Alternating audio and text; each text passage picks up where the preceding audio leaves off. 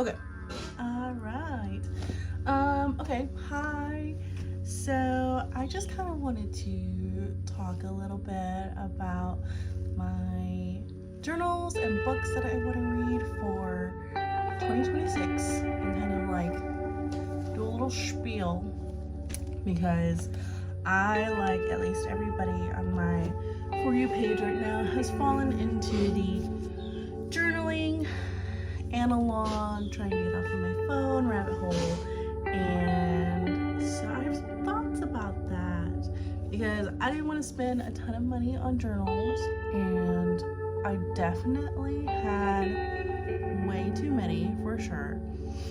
I had probably like 2, 4, 6, 8, 12 unused journals.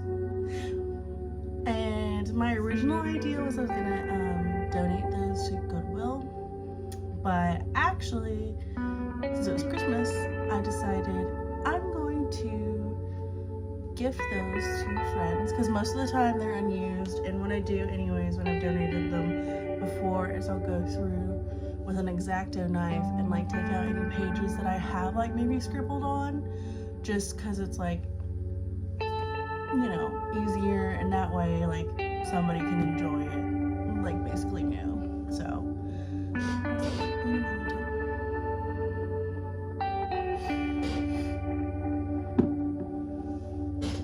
sorry, I feel like I just like ran through all of that. Like, why am I out of breath just from talking? Anyways, so yeah, I like totally went through and cut out some of those pages, and then I also so I ordered this on a sale because it was on my TikTok feed, or my Instagram feed actually. And so what I did with this little guy is I kind of like engraved people's initials on it, just as a little extra like personalized kind of thing. And you know, I think people really like that because, you know, a little personal gift is always better than not. So yeah, that was fun. But other than that, I did maybe buy a couple of journals, but I'm trying not to buy fancy things because obviously, you know, you see like the beautiful travelers journals and like the Louise Carmens and like the Paper Republics, and it's like those are gorgeous, and the patina and of it all. And I do want it, I'm not saying I don't, but I will say those little bands or whatever that hold in all the notebooks seems like they would get on my nerves, I'm not gonna lie, but who knows, it still look beautiful. Anyways, let me back up for a second, because I this past year started journaling, not super consistently, but definitely for just like, you know, the mental health. Trying to keep things, any feelings that were coming to mind, anything that was like, I need to like get this out somewhere that's like in a healthy form for me. And so I started in this little guy. I had gotten it at like Barnes and Noble's, and I filled up the whole thing. I started like, I think my first entries in July, so filled up the whole thing, and that was like really exciting for me, just as somebody who has not journaled since probably high school. And I used to love writing so much. I used to do it all the time. When I was a kid, I wanted to be an author even, and you know, it was something I just really got disconnected with for a long time. And so it felt really nice to be engaging in something that was very tactile and very personal to me, and very just like, I don't know, this whole past year I've really tried to implement a lot more healthy habits for, like I said, like my mental health, a lot of just like up here stuff, you know. So this was definitely a big part of that. And I wanted to be more consistent with it this year, because I found at the end of last year I was doing it much more frequently and consistently and in the mornings, and kind of almost like participating in the Artist Way without really meaning to, because I know that they have their morning pages that they do that's like 3 pages or whatever every morning, just like a stream of consciousness. And I kind of found myself like almost doing that naturally.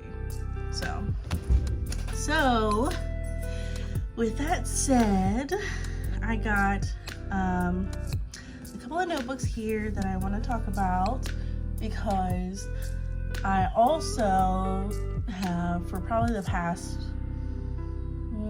since 2023, so this will be my 3rd year, of doing a planner.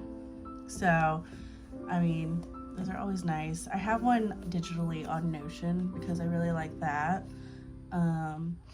But I also like having something written, because I feel like when you write something, for me, I really am able to remember whatever the task is a lot better. So I have this Midori A5 with grid paper, and I put little stickers on the front and back, you know, like people do, because I wanted to have fun. I wanted to do the thing. But I also, my whole goal with going back to like the problem with too many journals is I wanted to make sure that I didn't get too much. I didn't spend too much. So this is still like what? Probably like $40-ish, all of these. Do you know it's a lot still when I think about that in reality? But I've been consistent in it so far. And I have a purpose for each thing. So, yeah. And I bought a couple of stickers on Etsy, but I haven't bought a lot of extra stuff with it. At least that's what I'm trying not to. Like, if I'm writing and I find that, oh, hey, I would like to have this thing, then that's different. Like, sticky notes is one of them I found recently. But other than that, yeah. So, anyways, I knew kind of like a layout that I wanted to do. I'm not trying to make anything too overcomplicated in these. I love the beautiful like layouts that people do. I just don't have the time right now. I mean, that's kind of hard, but like, you know, I don't know. I want to put my creative energy into writing or drawing or actually doing a thing more than like planning out a layout to then do the thing, if that makes sense. I don't know. So I already had like some ideas of what I wanted this planner to look like, just based on like what I've liked in the past from ones I've just bought. So I kind of started out with like an overview of the year, and then went into doing a little page for each. They're very basic. And then I have, hang on, I flipped too far. I have this first one is very basic looking, but I have an overview of the month. I messed up on this side with the notes, but you know, if I need to put a note of anything, or like, you know, doctor's appointments or anything like that. So, that was kind of my vibe there. Let's see. And then, like, here's my last week, so kind of just structuring out like to-dos, tasks I want to do, any notes from meetings, stuff like that. And then highlighting whatever I have checked off. So it's very basic, but like here's, well, hang on, let me show you a good like layout.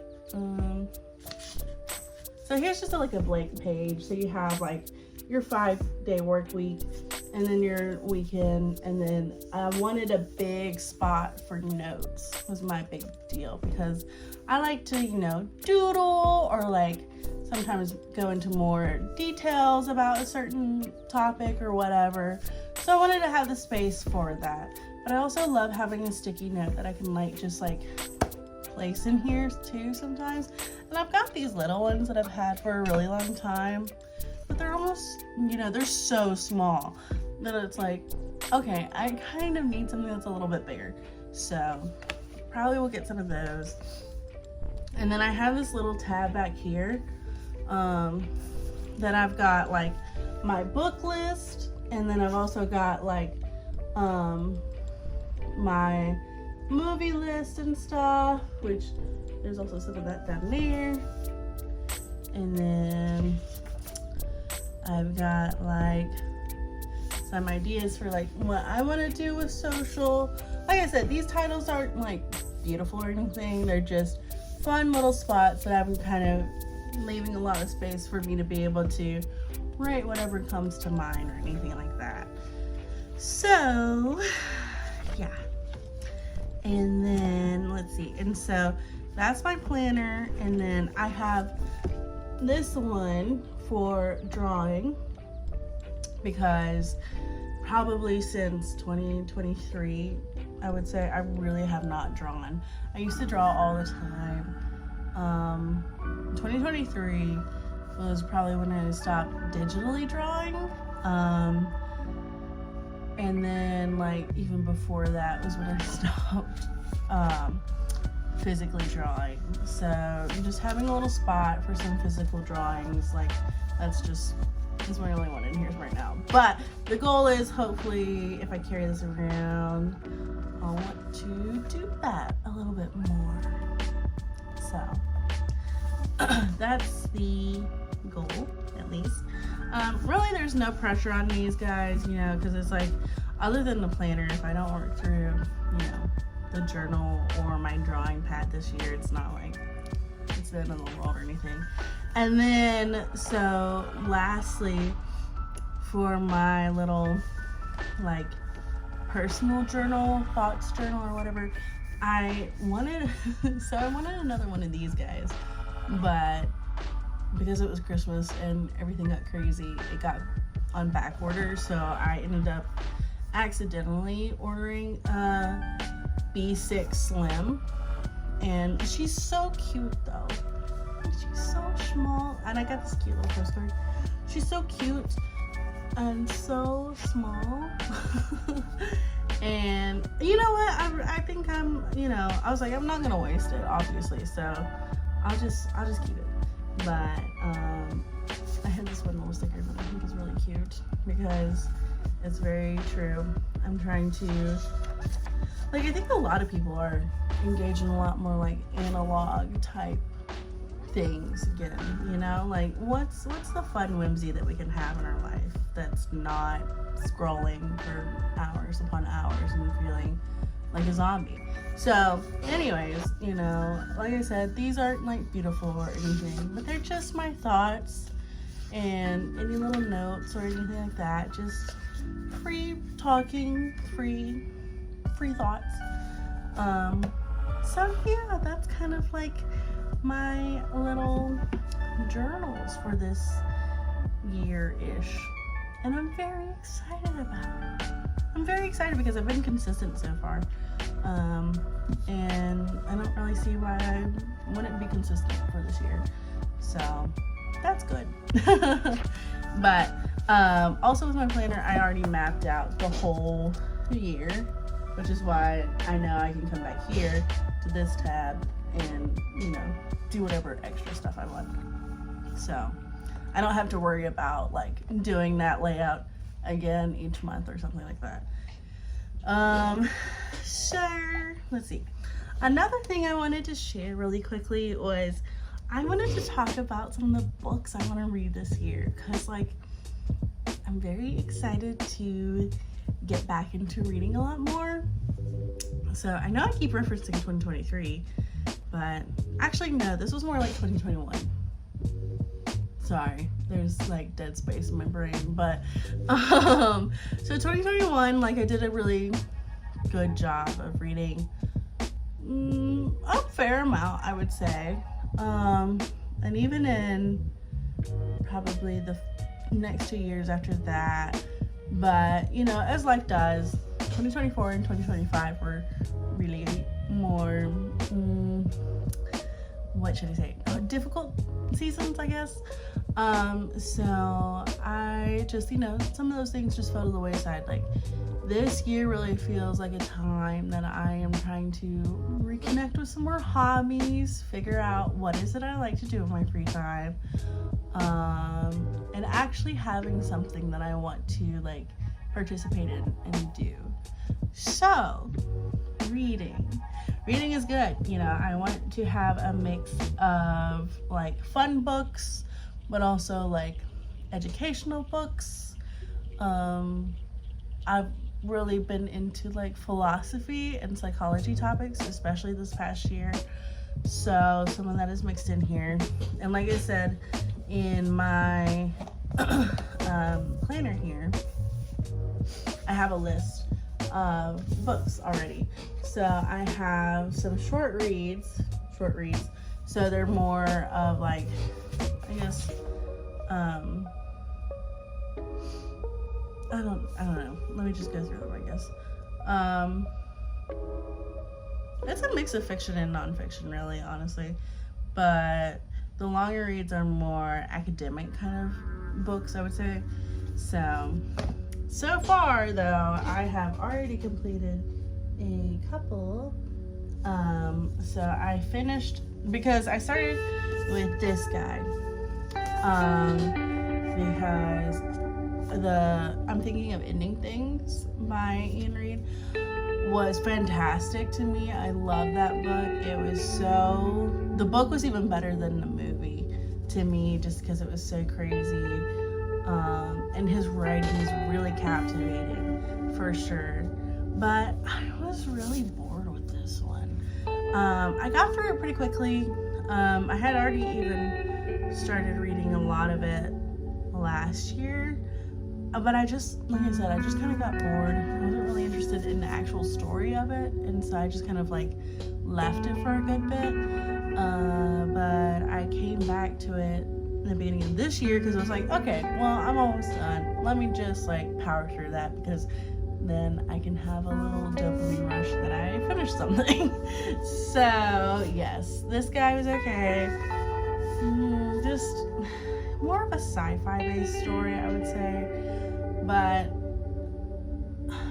I don't know, I just was really kind of bored, and I felt like the ending was predictable and the twist was predictable. So it was, what did I give it? I think I gave it like a 3, or no, probably a 2.5. Yeah, I gave it a 2.5 out of 5. So just not my thing at all.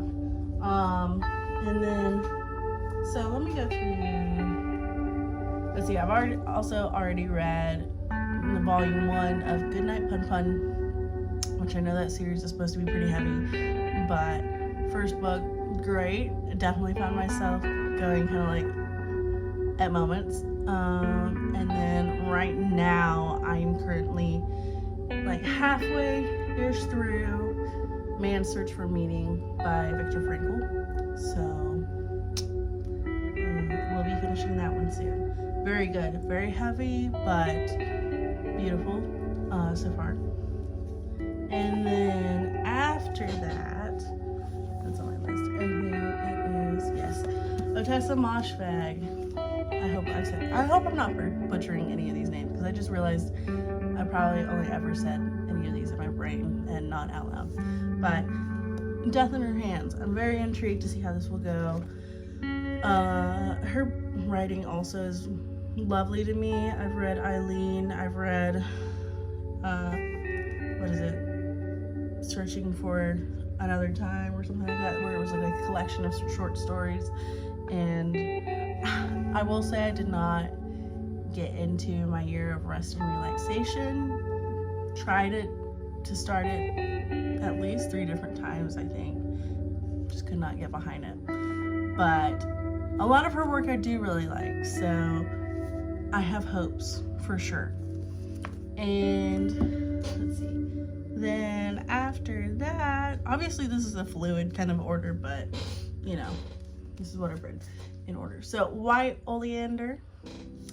I watched the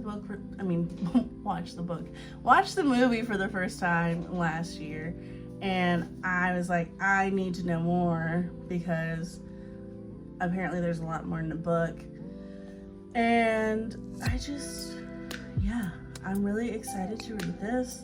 I got it off of thrift books on eBay, I think. And it's gonna be super great. I have no worries about getting through that one. Then, for a little bit more of a different tune, we have Solitude, A Return to Self. Don't know too much about this guy. I picked him up at this like used bookstore for just a little bit, and I'm intrigued. So we'll see. After that, we have Life for Sale. This is another one that I've also already started reading. I am not one of those people that's like, if I've started reading a little bit, I'm not gonna go back to the beginning because I kind of already can like remember what's going on. So I am currently like 46 pages in, so that will be very quick once I get to this guy. And then after this one, we have a little bit more philosophy, Beyond Good and Evil. Nietzsche. It's been on my list for a very long time, and I need to read it. It's just whenever you read philosophy, it is like this long dissertation where it's like, you know, you're kind of just going back and forth in whatever that person's mind is on. And while I do love it, it's like I have to be mentally also ready to just journey through this time and space with them. So yeah. Then we have Philosophy for Busy People. This was a gift, I believe, and yeah, my boyfriend got it for me. But no, I'm excited about this one too because it's like it breaks it down bit by bit. So I think we've got, let's see, I haven't even looked at this one in full. Yeah, so like the philosophy of happiness, philosophy of ethics and morality, science, politics and power, religion, language, love, future, and then it kind of has like those philosophers in each one of those categories and breaks it down piece by piece, which is kind of a quick little nugget. So I love that. I want to get into that for sure. And then I wrote down some that I haven't gotten yet because obviously one of them hasn't even been released yet. So Half His Age by Jeanette McCurdy, definitely on my to be read list. I cannot wait for that. She's a fantastic author and her memoir was amazing. So, you know, looking forward to that. And then I also have The Courage to Be Disliked. I think that would be something I could personally really benefit from. So I'm intrigued by that one as well. My long reads are Second Sex by Simone de Beauvoir. I read her Ethics of Ambiguity. Love that. Think about that book still from time to time. I know how important this guy is, or shall I say girl. But she's big. She's chunky. She got a lot of weight to her.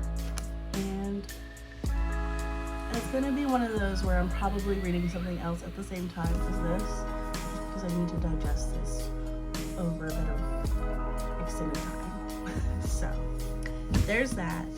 Then we have Sigmund Freud, The Interpretation of Dreams, which, love him or hate him, he is like one of the, you know, big figures of psychology. So I'm really curious about this one as well, just to have it as like one, as a, it's like I said, like a foundational piece of like classic psychology.